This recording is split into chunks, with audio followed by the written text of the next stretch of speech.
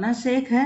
सफलता के रहस्य bye Ramesh Chand Mehrotra, part 12 continue करती हूँ। स्वयं से बाहर निकलें। कभी कभी आदमी के एक वाक से ही बहुत कुछ पता चल जाता है कि वह कैसा है। छुट्टी का दिन नहीं था। एक परिचित अध्यापक महोदय सुबह घर आए। उनका एक छोटा सा काम था। बात शुरू करने के पहले वे बोले कि उन्हें कॉलेज जाना है, ज़रा जल्दी है। ठीक है, उनसे बैठने के लिए निवेदन किया गया। काम की बात निपट गई। वे बढ़कर बैठते हुए अपनी पहली, दूसरी, तीसरी, चौथी व्यर्थ की गाथाएं गाने लगे।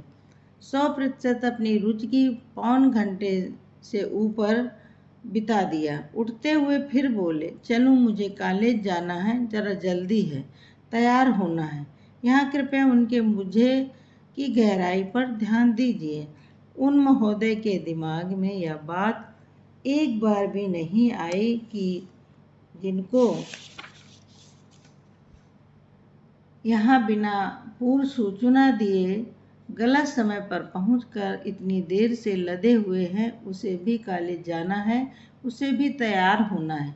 ऐसा लोग अपने लिए बहुत अच्छे होते हैं बस, और दूसरों के लिए।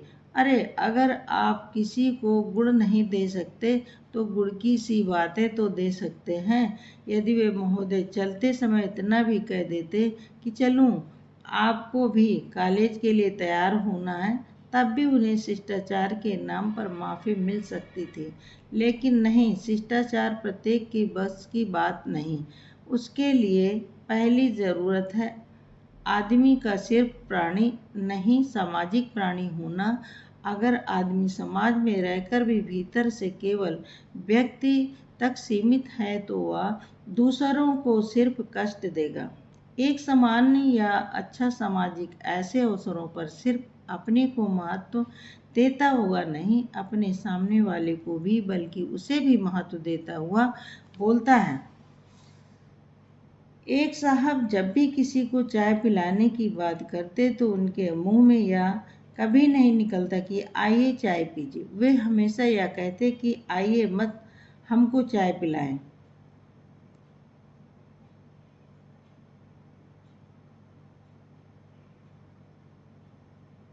उनका सारा जोर हम पर रहता है।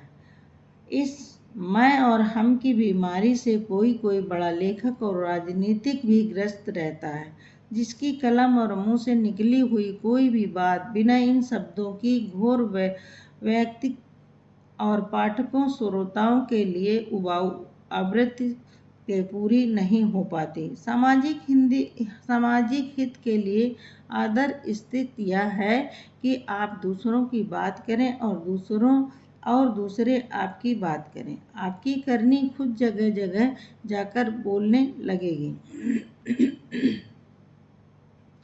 सफलता को अधिक महत्व न दें। एक साहब को समाचार पत्रों में छपने वाली शब्द वर्ग पहेली भरने का बहुत शौक है। हर दिन भरते हैं और ज़्यादातर वे पूरे समय हल तक पहुंच जाते हैं। जिस दिन कहीं कुछ छूट जाता है उस दिन उनकी बेचैनी देखते ही बनती है। शब्द विशेष की खोज में बेहद परेशान रहते हैं, बहुत देर तक, बल्कि बार बार दिन भर। यूँ किसी लक्ष्य की प्राप्ति के लिए आदमी में उत्कट लगन का होना काफ़ी अच्छी बात है, लेकिन लक्ष्य कितना महत्वपूर्ण है, इसकी भी चयन का महत्वपूर्ण नहीं है। किसी मामूली सी बात के लिए घंटों बर्बाद कर डालना और कस्में खा लेना केवल आड़ियलपन है। किसी बड़े पेड़ के सारे पत्ते को गिनने का प्रण करना कोई बुद्धिमानी नहीं है। कई बार आदमी को किसी दिशा में कठिन से कठिन परिश्रम पर भी सफलता नहीं मिला करती। चिंता में घुलने की कोई बात नहीं है।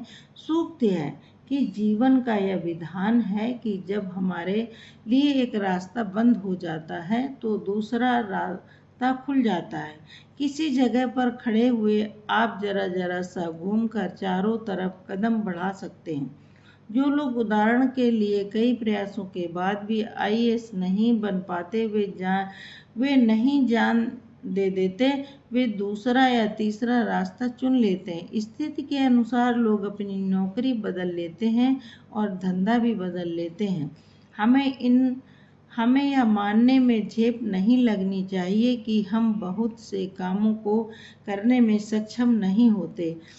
हमारे लिए अनेक काम असंभव रहते हैं, सबके लिए रहते हैं। हम यह सदा याद रखें कि हम समुद्र नहीं लांघ सकते। साथ ही यह भी मानकर चलें कि कुछ कामों का पूरा होना और न होना योग और संयोग पर भी निर्भर करता है। उपर्युक्त के परिप्रेक्ष्य पर हम अपने विवेक से यह निर्णय लेने में पर्याप्त निश्चिंत और सही हो सकते हैं कि हमें किस काम में किस हद तक सफलता मिल सकती है और किस में नहीं। संतोष और स्वास्थ्य। आप चाहे कितना भी अच्छा खाइए और चाहे कितना भी कसरत कीजिए, यदि आपको दिन रात असंतोष के असाध्य दौरे पड़ते हैं तो आपका स्वास्थ्य सुंदर नहीं हो सकता। असंतोष चिंताओं का जनक है और चिंताएं शरीर को जलाने वाली अग्नि की अदृष्ट लपटें हैं। हम असंतोष पर पूरी तरह विजय प्राप्त नहीं कर सकते, क्योंकि उसके लिए इच्छाओं का पूरा दमन आवश्यक है, जबकि इच्छाओं के बिना आदमी जी नहीं सकता और तरक्की की चाह के लिए थोड़ा बहुत असंतोष अनिवार्य भी है। पर हाँ, उसके आधिक्य और उसकी तीक्ष्णता को घटाने के लिए हमें इच्छाओं को कम करने की जरूरत चाहिए। संतोष से स्वास्थ्य का प्रगाढ़ संबंध है। इस तथ्य को पुष्ट करने के लिए 2-3 उदाहरण देखें। विवाह की उम्र निकल जाने तक जब किसी लड़की की शादी नहीं हो पाती है तो वह सामान्यतः सूखने लगती, लेकिन शादी पर संतोष मिलने के कारण उसमें स्वास्थ्य ही सौंदर्य है। उक्ति को सार्थक करने वाला निखार आ जाता है। जब नौकरी के लिए भटकते हुए युवक को नौकरी मिल जाती है और वह उससे संतुष्ट रहने लगता है, तब अन्य बातें समान होने पर उसका स्वास्थ्य निरंतर अच्छा होता जाता है।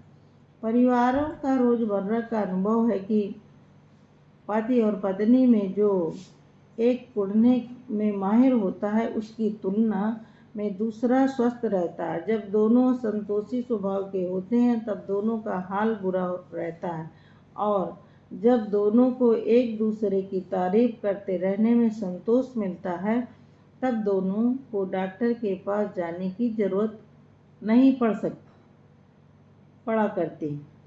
नियम पालन और अपवाद।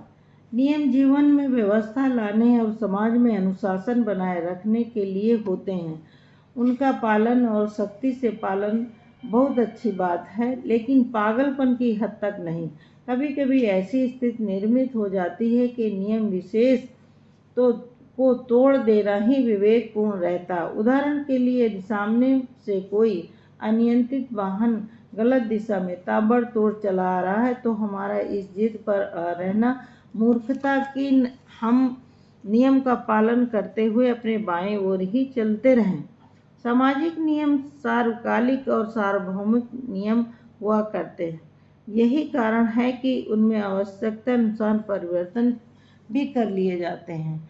एक साहब के सामने भोजन की थाली ठीक 9:30 बजे आ जानी चाहिए। उनकी श्रीमती जी की ओर से उनके इस नियम में शायद ही कभी व्यवधान पड़ता हो, लेकिन कभी कभी अच्छी से अच्छी मशीन भी सकारण फेल हो जाती है। एक बार थाली सामने पहुंचने में 4 मिनट की देरी हो गई। बस फिर क्या था, वे वहां से गुस्सा करके बिना भोजन छुए उठ गए, या भी नहीं पूछा सुना कि विलंब क्यों हुआ। उन साहब को नियम का पक्का कहने के बजाय झक का पक्का कहना अधिक उपयुक्त होगा।